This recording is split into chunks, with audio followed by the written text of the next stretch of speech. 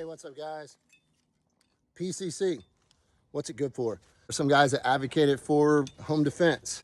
I don't necessarily disagree with that, but also it's not what I have for home defense. I personally like rifle rounds in my rifles. I mean, if we load up really hot Carbine or Buffalo Bore, something hot and fast, we can get some serious performance out of a 9mm round out of a decent barrel length.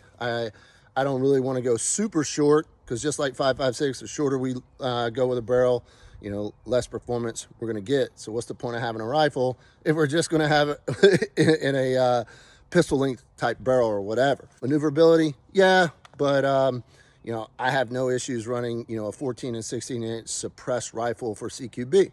It's just learning about how to handle your gun. So one of the things I do like to talk about and maybe dispel a little bit of myth when it comes to PCC for home defense is that there's this idea that 9mm has less penetration through walls, sheetrock, modern American construction than 5.56 because of its mass, right? If you do the equation, right, mass and velocity, right, equals power. So power oftentimes equals penetration. 9mm will actually penetrate through more pieces of sheetrock and retain more lethal energy than a 55 or 62 grain 5.56 bullet. Now that's not in every case. Barrel length, velocities, and all that stuff definitely comes into play. Like a 124 grain plus P plus 9mm round will penetrate more pieces of sheetrock and still retain more lethal energy. Let's say, let's just do one wall, 2 pieces of 3/8 or 1/2 inch sheetrock.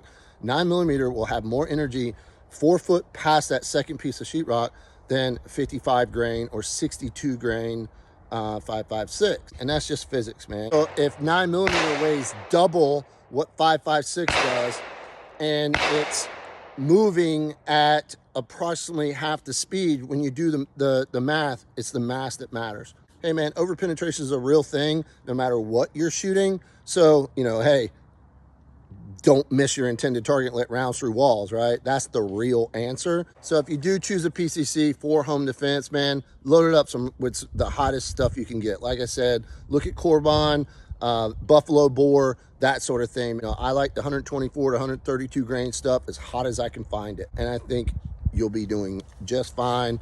Like I said, the pros, versus the cons, I don't really see a reason to get an extra gun, an extra PCC when you got 5.56. But hey, man, if you do, I don't think it's a bad choice.